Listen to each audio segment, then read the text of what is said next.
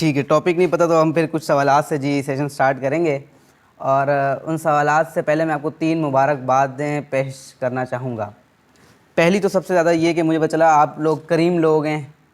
Cream समझते हैं, किसी भी नेशन की क्रीम क्या होती है? यूथ होती है। इसी तरीके से इस इदारे की जो क्रीम है वो आप लोग हैं माशाल्लाह से। तो ये तो पहली मुबारकबाद आपको जाती है, क्योंकि आपके नीचे 300-400 बच्चा है, यकीनन आपको तो काबिल होना ही है। नंबर 2, आप इस लम्हे में, इस वक्त में यहाँ मौजूद हैं दूसरी इसकी, क्योंकि आप जो सीखेंगे वो दूसरे नहीं सीख सकते। और क्या खूबसूरत हदीस है अल्लाह के नबी की कि माँ के पेट से निकलने के बाद से लेकर कब्र तक इल्म हासिल करो। तो ये दूसरी मुबारकबाद। और तीसरी इससे भी बेहतरीन, जो सबसे आला मुबारकबाद मैं पेश करना चाहूँगा आप लोगों को। आज मैं आप लोगों को वो बात बताना चाहूँगा, मतलब वो बात बताऊँगा जो लोगों को 40 साल की उम्र में भी समझ में नहीं आती। अगर आपको अभी पता चल गई तो कितना आसान हो जाएगा कि क्योंकि आप 1 या 2 सालों बाद अपना करियर चूज़ करेंगे, ज़ाहिर किसी फील्ड में जाएंगे, फिर 4 से 5 साल वहाँ लगाएंगे और फिर करियर में आएंगे। फिर कभी आपने नोट किया कि उस करियर में आप अपनी ज़िंदगी के 25 से 30 साल लगाएंगे? ऐसा है या नहीं? तो क्यों ना वो चीज़ जो मैं आपको पहले ही बता दूं कि किस बुनियादों पे आप अपना करियर चूज़ करें, जो एक रिसर्च बेस्ड है, जो MIT की यूनिवर्सिटी मानती है जिसको। और मुझे पता चला आप लोग शायद IIT के बच्चे हैं, तो स्टीव जॉब के ऊपर रिसर्च की करके इन्होंने ये पॉइंट्स निकाले हैं। तो अगर वो पहले पता चल जाएँ तो करियर चूज़ करना आसान हो जाएगा कि नहीं? अच्छा, पैशन दुनिया में मशहूर कैसे हुआ, पहले हम ये बताते हैं। 2005 में स्टीव जॉब को जानते हैं ना जी आप लोग, जिसने एप्पल मोबाइल दिया। माशाल्लाह से IIT के ज़्यादातर बच्चे बेटे तो उनको जानते होंगे। अच्छा, 2005 में ना उसने स्टैनफोर्ड में आके ना ग्रेजुएशन की जो बच्चे थे ना उनसे एक खिताब किया। उसमें बताया, भाई देखो बात सुनो, ज़िंदगी अपनी ज़ाया मत करो, डिग्री कर ली है, मैं आपको फिर भी यही कहूँगा अपने पैशन को फॉलो करो। और तो उसने कहा कि पैशन नहीं मिलता तो धक्के खाओ, मुख्तलिफ चीज़ें ट्राई करते रहोगे तो पता चलेगा ना। मसलन मैं 10 खाने खाऊंगा तो मुझे पता चलेगा सबसे अच्छा खाना कौन सा है। तो उसने यही कहा कि भाई आप क्या करो, ट्राई करते रहो और आपको पैशन आपका मिल जाएगा। क्लियर? अच्छा, ये स्पीच इतनी मशहूर हुई। अच्छा, उसने एक जुमला बोला जिसकी वजह से वो स्पीच मशहूर हुई। उसने कहा, मेरी बात सुने, आप मरने वाले हैं, आप तमाम के तमाम लोग मरने वाले हैं, क्योंकि मैं भी मरने वाला हूं, मुझे भी पैंक्रियास का कैंसर है। आपके पास खोने को तो कुछ नहीं है ना, क्या आप लेके आए थे जो आज आपके पास सब कुछ है? पैशन पे लोग यही चल रहे होते ना, डरने के लिए कि भाई हमारे से छिन जाएगी चीज़ें। तो उसने कहा, मेरी बात सुने, जब आपके यहाँ खोने को कुछ है नहीं तो अकेले चलने से क्यों डरते हो? अब इस जुमले की वजह से ये पूरी स्पीच क्या होगी, हिट, और 28 मिलियन लोगों ने देखा, 28 मिलियन लोगों ने। तो दुनिया में ना पैशन पे लोगों ने कहा, भाई ये बात स्टीव जॉब जैसा बंदा अगर कह रहा है, जाहिर है ऐसा बंदा जो दुनिया को एक नई दुनिया दे जाए, तो जाहिर है फिर 28 मिलियन इसको देख लें, फिर तो ये चीज़ फैलनी थी। तो लोगों ने इस पर रिसर्च की, लेकिन इन्हीं रिसर्च के दौरान एक बंदा था जिसका नाम था कैल न्यूपोर्ट। अच्छा, फिर इसके बाद जितनी भी रिसर्च हुई ना उनमें यही बताया, भाई पैशन को फॉलो करो, पैशन को फॉलो करो। आपको भी लोग यही कहते हुए मिलेंगे, हर मोटिवेशन स्पीकर भी यही कहता है, क्योंकि वो खुद अपने पैशन को फॉलो कर रहा होता है। बिना पैशन के तो यहाँ खड़े होकर कोई बात ही नहीं कर सकता। अब हुआ ये कि एक केल न्यूपोर्ट नामी एक शख्स था जिसने MIT से PhD की कंप्यूटर साइंस के अंदर। उसके बाद उसने एक चीज़ नोट की कि ये पैशन क्या है। उसको नहीं समझ आ रहा था उसका ज़िंदगी का पैशन क्या है। और उसको एक और बात उसने नोट की कि भाई कुछ लोग ऐसे हैं जो अपने प्रोफेशन से प्यार करते हैं, लव करते हैं और उस काम को करते हैं और उसमें बेहतर होते जाते हैं, और कुछ लोग ऐसा नहीं कर पाते, ज़्यादातर लोग। इसी एग्जाम्पल ये आप खुद देखेंगे, कोई टीचर आपको बहुत अच्छे से पढ़ाते होंगे, कोई टीचर थोड़े से हल्के हल्के पढ़ाते होंगे, पता चल जाता होगा भाई ये प्रोफेशन को जी रहा है और वो क्या कर रहा है, काट रहा है। क्या ख्याल है? ज़िंदगी कट भी सकती है, जी भी जा सकती है, आपके ऊपर है। क्लियर? अब ये सीन था सारा। तो उसने बोला, भाई मुझे तो नहीं समझ आ रही। खैर उसने क्या किया कि बहुत सारे जो प्रोफेशनल लोग थे ना, जो अपने शोबों में कामयाब थे, सबके इंटरव्यू लिए। इंटरव्यू लेने के बाद ना उसने एक किताब लिखी। अब ये किताब है बड़ी मज़े की, क्योंकि ये किताब क्या बता रही है, ये किताब ये बता रही है कि पैशन को नहीं फॉलो करो, क्योंकि मैंने फिर बता रहा हूँ, हर बंदा किश्तियाँ नहीं जला सकता ना, इसके लिए बहुत बड़ा हौसला चाहिए। उसमें ये बताया कि प्रोफेशन के अंदर ही पैशन को ढूंढ लो, यानी काम करने के ऐसा काम करो कि काम के अंदर ही मजा आने लग जाए। अच्छा, इस किताब का अब नाम क्या हो सकता है? नाम सुनिएगा, खाली नाम बड़े मजेदार का है। वो कहता है, become so good that they can't ignore you. इतने बेहतरीन हो जाओ कि तुम्हें कोई इग्नोर ना कर सके। अब किताब का नाम ही इतना ज़बरदस्त था। अच्छा, अब उसने क्या किया, उसने कहा किताब को इंटरेस्टिंग बनाने के लिए उसने स्टीव जॉब की कहानी छोड़ दी। उसने कहा स्टीव जब यूनिवर्सिटी की लाइफ में था तब तो वो पढ़ता था वेस्टर्न फिलोसफी, वेस्टर्न हिस्ट्री और डांस पढ़ता था, और उन्हीं दौरान वो क्रिश्चियंस जो थे यानी कि चर्च जो होते हैं वहाँ पे नंगे पैरों जाता था, इबादत करता था और इस तरह की ये बुद्धिज़्म को पढ़ रहा था। इसी चीज़ को फिर जब उसकी जॉब लग गई, अटारी में उसने कुछ पैसा कमाया, तो वो इंडिया गया ईस्टर्न कल्चर को पढ़ने, ईस्टर्न माइथोलॉजीज को पढ़ने इंडिया की। तो इस हिसाब से उसने कहा अगर स्टीव जॉब ने इतना बड़ा कदम ले लिया था कि सब कुछ छोड़ के वो चला गया इंडिया, यंग लड़का, तो इसका मतलब उसका पैशन तो फिर ये था, उसको तो बुद्धिस्ट होना चाहिए था कोई ना कोई। क्या ख्याल है? सही बात है। उसने कहा फिर उसने वो ये काम क्यों किया, फिर उसने उसकी स्टोरी को बताया। उसने कहा जब वो वापस आता है तो उसका एक दोस्त था, वो सर्किट बना रहा था, उसने एक डील करवाई, फिर जिस बंदे से डील करवाई मार्केट में, इससे उसको पैसा आया तो क्या हुआ, जाहिर सी बात है पैसा आएगा तो लालच भी आई, फिर उसने और काम किया और करते करते ऐसे हालात पैदा हुए कि स्टीव जॉब्स ने एप्पल दे दिया दुनिया को, एप्पल की कंपनी दे दी। क्लियर? तो उसने कहा अगर इसने तो अपने पैशन को फॉलो नहीं किया और ये दुनिया को पागल बना के चला गया। क्या ख्याल है? अब देखो सोच तो है, ये मैं आपके ऊपर छोड़ूंगा, मैं ये नहीं बताऊंगा सही है या गलत, ये नहीं बताऊंगा मैं, ये आपके ऊपर छोड़ूंगा। अच्छा, तो कैल न्यूपोर्ट ने कहा भाई ये तो गलत बात है। अब उसने कहा जिंदगी में ना दो तरह के माइंडसेट हैं, एक तो है पैशनेट माइंडसेट जिसकी स्टीव जॉब बात कर रहा था, जिसके आज आप सबको देख रहे हो, जितने भी बड़े बड़े लोग हैं सब पैशन से अपने काम कर रहे हैं। दूसरा है क्राफ्टमैन माइंडसेट। उसने कहा मैंने जब बहुत सारे लोगों को पढ़ के देखा तो मुझे पता चला कुछ लोग जो बाय अपने मर्जी से, अपने पैशन से नहीं आए फील्ड के अंदर, लेकिन फील्ड में आकर उन्होंने अपना नाम बना लिया है, वो लोग थे जिनके पास क्या था, क्राफ्टमैन माइंड सेट था। और जाहिर सी बात है इसको पढ़ाने का मकसद सिर्फ एक ही है कि हर बंदा यहाँ से उठ के अपने पैशन को नहीं फॉलो कर सकता, तो क्यों ना वो इस माइंड सेट को सीख कर जिस भी जगह पे जाए वहाँ क्या करे, अपनी स्किल्स को बेहतर कर ले। क्या ख्याल है? तो उसने कहा पैशनेट माइंडसेट का जो सबसे बड़ा नुकसान, अच्छा वो कहता है पैशनेट जो माइंडसेट है ना, किताब के अंदर वो लिखता है, वो कहता है पैशनेट माइंडसेट बुरा नहीं है, डेंजरस है, खतरनाक है। खतरनाक है क्योंकि किश्तियां जला के, आपको पता है कि आपको बहुत कुछ, हर बंदा नहीं चल सकता, जैसे मैंने बताया लोगों की सुननी पड़ेगी, कौन सुनेगा इतने लोगों की। तो उसने कहा पैशनेट माइंडसेट तो बहुत डेंजरस है। क्यों? क्योंकि वो कहता है सबसे बड़ी मजे की बात है, जब आप पैशन को फॉलो करते हो ना, आप करते हो अपने इमोशंस की बुनियाद पर, जिसकी वजह से क्या होता है, सिर्फ आप अपना ही भला देखते हो कि भाई मेरा भला हो, दुनिया जाती है भाड़ में तो जाए। तो कैल न्यूपोर्ट ने कहा कि भाई ये बात, ये सोच ही गलत है, ये सोच ही क्या है, गलत है। क्योंकि एक तो हर बंदा इस पर चल नहीं सकता, दूसरा चलेगा तो फिर जाहिर सी बात है फिर ये हरकतें भी वो करेगा। आल्दो कि हमेशा ऐसा नहीं है, हर फील्ड में ऐसा नहीं, आप मुझे समझें कि मैं भी ऐसे खड़ा हूँ ऐसी बात नहीं है, लेकिन कहीं ना कहीं ऐसा होता है। तो दूसरा उसने कहा कि जी ये पैशनेट माइंडसेट तो बहुत डेंजरस माइंडसेट है। अब उसने कहा क्राफ्ट्समैन माइंडसेट क्या है? उसने कहा क्राफ्ट्समैन माइंडसेट वाले जो लोग होते हैं ये इमोशंस पे नहीं चलते, ये डिसिप्लिन्ड होते हैं। क्या होते हैं? डिसिप्लिन। और आपकी उम्र में ही डिसिप्लिन अगर आ जाएगा तो जाहिर है आगे भी आएगा। क्या ख्याल है?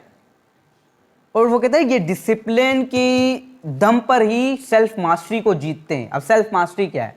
मास्टरी का वर्ड्स कभी सुना है आपने? हम कहते हैं ये मास्टर है अपनी फील्ड का। क्या मतलब है इसका? एक्सपर्ट।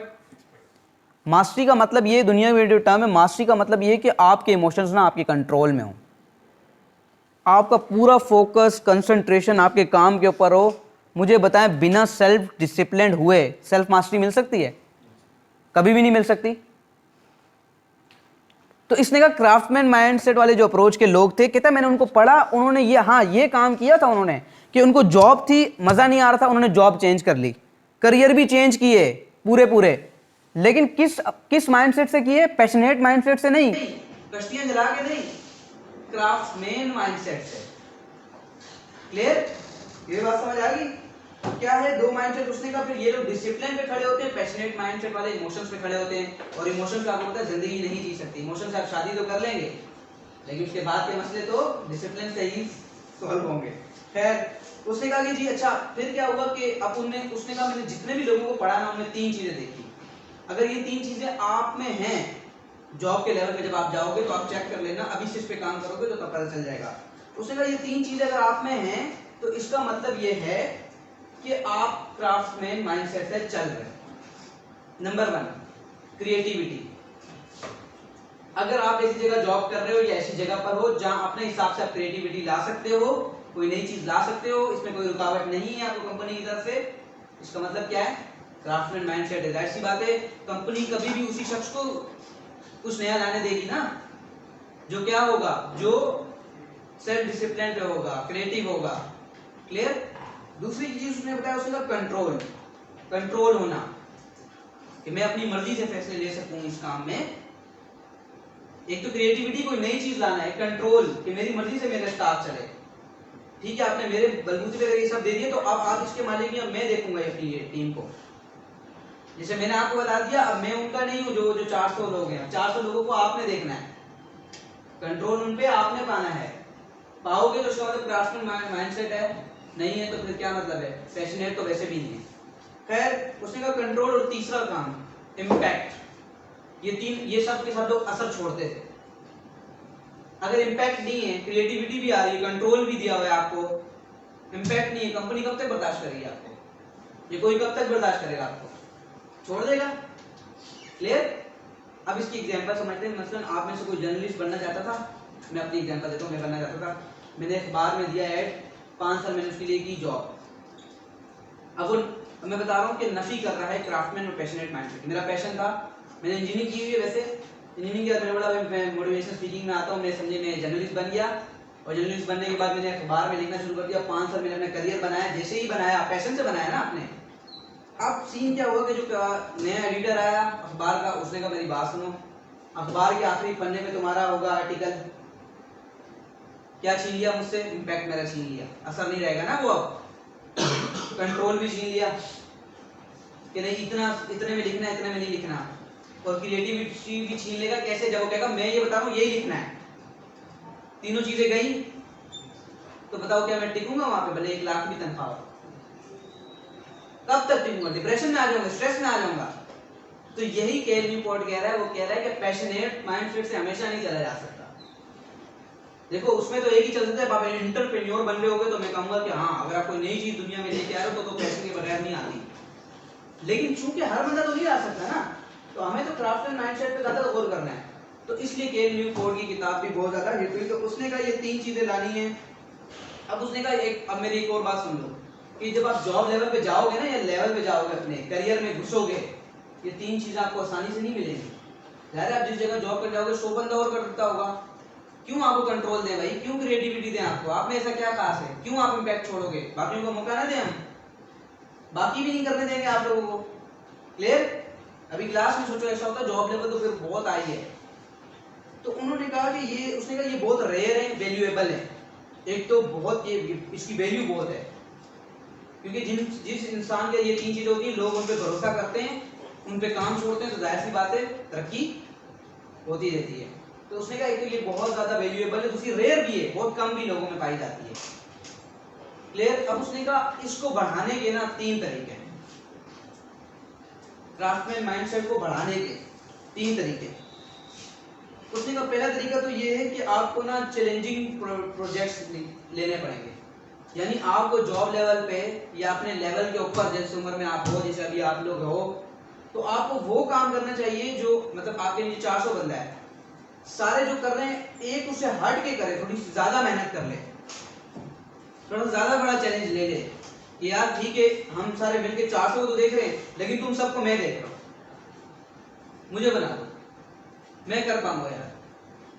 वो कहता है जो लोग चैलेंजिंग ले सकते हैं ना, उनके पास ही ये स्किल आएगी फिर क्राफ्टमैन माइंडसेट की, उन्हीं को मौका मिलेगा कंट्रोल, क्रिएटिविटी और तीसरा मैंने क्या बताया, इम्पैक्ट का।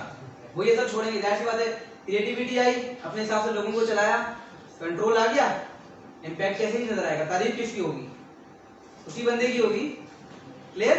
तो उसने का पहला तरीका तो ये है कि जी आपको ट्रेनिंग प्रोजेक्ट करना। Number 2 deliberate practice.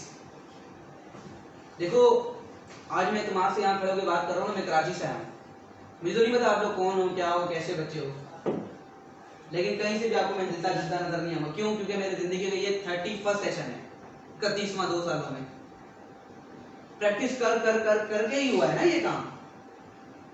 तो उसने कहा डेलिब्रेट प्रैक्टिस, लगातार प्रैक्टिस।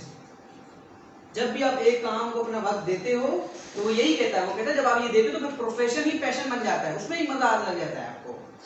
क्लियर? तो ये दूसरा तरीका। और तीसरा वो कहता है कि खुद से ना पहले एक वादा कर लो कि जिस काम में घुसे हैं इस काम में एक्सपर्ट बनने के लिए, ये क्राफ्टमैन माइंडसेट अपनाने के लिए क्या क्या मैं कर सकता हूं और मैं कितनी मेहनत कर सकता हूं, किस हद तक जाके ना मैं मेहनत कर सकता हूं। ये सवाल आप क्या कर लो, पहले ही पूछ लो। वो कहता है अगर ये पहले पूछ लोगे तो क्या होगा, आसानी हो जाएगी, बहुत ही आसानी से आपको क्राफ्टमैन माइंडसेट मिल जाएगा और इसके जरिए से आप अपने पैशन प्रोफेशन को ही क्या बना लेंगे, पैशन बना लेंगे। तो ये ज़्यादा बड़ा टॉपिक नहीं करूँगा, बस इसमें आप लोगों को ये समझाना था कि क्योंकि अभी आप लोग निकलने वाले हैं तो जाहिर सी बात है अपना कैरियर चूज करेंगे, किसी के कहने में मत कीजिएगा। अब आपको देखें समझ आ गई है तो आप ही दूसरों को ये समझाएं। और फिर देखें सबसे बड़ी मजे की बात है, उसने किताब का नाम ही ऐसा रखा है, become so good that they can't ignore you. उसने कहा जब आप ये क्राफ्टमैन माइंडसेट अपनाएंगे ना तो आप अपने काम में इतने बेहतरीन हो जाएंगे कि आपको ना कोई फिर इग्नोर नहीं कर सकता। क्लियर? अक्सर लोग आप देख लें, ऑफिस में जाके देख लें, रिसर्च करें, आपके बड़े तो होंगे ना कहीं, उनसे पूछ लें या उनके साथ चले जाएं कभी काम पे, कोई अच्छी जॉब कर रहा हो, आपको ना ज़्यादातर लोग मिलेंगे कैमोफ्लाज करते हुए। जैसे जेबरा होता है ना, जेबरा को कभी देखना, जेबरा ना हमेशा इकट्ठे चलते 3-4, क्यों चलते हैं पता है आपको? अगर आप भी देख रहे हो ना जेबरा को, 2 मिनट एक जेबरा के ऊपर आंख लगाए रखें, 2 मिनट बाद आपको पता चलेगा कि किस जेबरा को आप देख रहे थे, क्योंकि वो करते कैमोफ्लाज में चलते हैं ताकि शेर कभी भी शिकार ना कर सके, शेर को चकमा दे दें वो लोग। तो आपको ऑफिस में, वर्क प्लेस में, जॉब लेवल के ऊपर लोग कैमोफ्लाज करते हुए ही मिलेंगे, भीड़ में चलते हुए। क्यों? क्योंकि देखो अगर बिल्कुल पीछे हो गए तो कुचले गए, और ऊपर आने के ऊपर क्यों नहीं आते? 2 चीज़ों से, वो नफ्स का छोटा है। आप क्यों नफ्स के छोटे बन रहे हो भाई? आप तो ऐसी एग्जाम्पल बनो कि उसको एक दिन शर्म आ जाए, मैं भी इसके जैसा बन के देखता हूँ, क्योंकि इसके पास क्या है? क्रिएटिविटी, कंट्रोल एंड इम्पैक्ट है। क्लियर? किसी का कोई सवाल हो तो? डॉक्टर, अच्छा डॉक्टर वाले भी इकट्ठे बैठे हैं और आर्मी वाले भी भाई ये ठीक है, ज़बरदस्त। उड़ने वाले हमेशा उड़ने वालों के दोस्त होते हैं, याद रखिएगा, उड़ने वाले ही उड़ने वालों के दोस्त होते हैं। डॉक्टर का ही दोस्त बन सकता है, बहुत अच्छी बात है, इसमें कोई वो बात नहीं। और हेल्दी कंपटीशन भी रखें ज़िंदगी में, कभी भी हसद ना करें, रश करें, लेकिन हसद कभी नहीं करनी। ये बता दूं, जिस दिन आपके अंदर ये आ गए ना, उस दिन आप वहीं मर गए, आपको फिर कोई और नहीं मार सकता। मैं आपको बता दूं, ज़िंदगी में कभी भी किसी से हसद नहीं करनी है। मैं आपको बताऊं इसका तरीका क्या है हसद से बचने का। जिस भी बंदे में कोई अच्छी चीज़ मिले ना, सीख लो। सीख के क्या होगा? 2 काम, एक तो आपका जो सारा ध्यान लग रहा था ना उसके ऊपर ध्यान लग जाएगा, खुद के ऊपर, हसद की फीलिंग ही नहीं आएगी। या दूसरा काम इससे भी बेहतरीन हो सकता है कि आप उससे भी बेहतर हो जाओ फिर भी नहीं आएगी ना हसद की फीलिंग। तो हसद से बचने के ये 2 तरीके हैं जी आपका मजाक करो मुझे पता। ठीक है जी, बहुत अच्छा लगा आप लोगों के साथ। फिर भी किसी का कोई सवाल है तो पूछ ले, ऐसे ही सेशन से अगर अलग भी है कोई और सवाल है तो वो भी पूछ लें।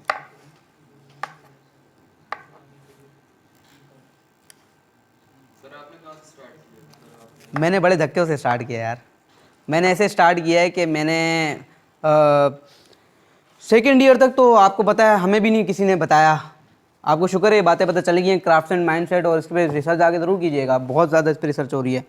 हमें किसी ने नहीं बताया था कुछ भी, हमें पता चला बस सेकेंड ईयर तक करनी है। अब NAD जो थी ना कराची की, सर्च कीजिएगा, टॉप यूनिवर्सिटी। जिस साल मैं अभी 1 महीना पहले ही पास आउट हुआ हूँ तो 100 साल पूरे हो गए थे। अब सोचें, कराची में पहले नंबर पे, सिंध में दूसरे नंबर पे, पूरे पाकिस्तान में 9वें नंबर पे, इतनी बड़ी यूनिवर्सिटी है। तो हमें बोला भाई NAD जाना है, NAD जाना है। तो हमने कहा ठीक है भाई NAD जाएंगे।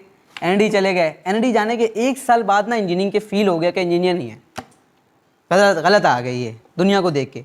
अब मैंने सोचा मैं क्या करूं। फिर मुझे पता चला, मैं कासिम शाह साहब को तो जानते हैं, उनको बहुत फॉलो करता था। इसी तरीके का ख्वाब थे कि भाई ये काम करना है। मुझे समझ आ गई कि ये काम करना है, अब करें कैसे। तो फिर क्या किया कि 1 साल बाद ही पहले भी ट्यूशन पढ़ाता था, लेकिन फिक्स 1 साल बाद डायरेक्ट सेंटर खोल लिया अपना।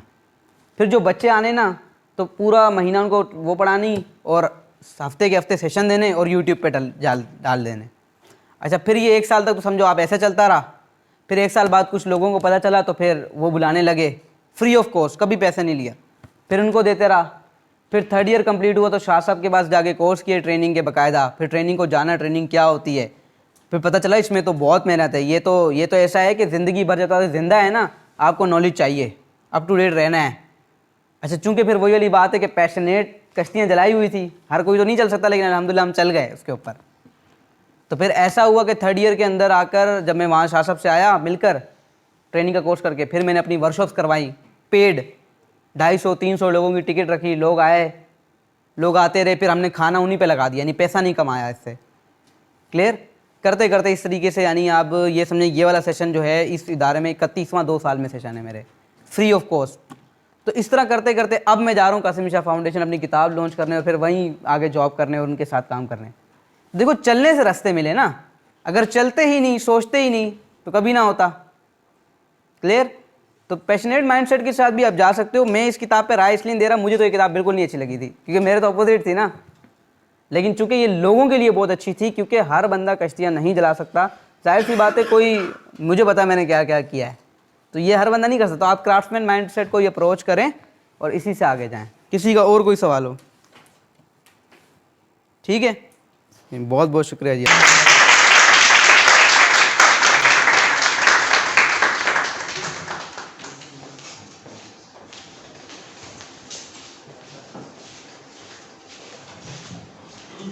अच्छा जी, ये थे दानिश इस्माइल और ट्रेनिंग आपने ले।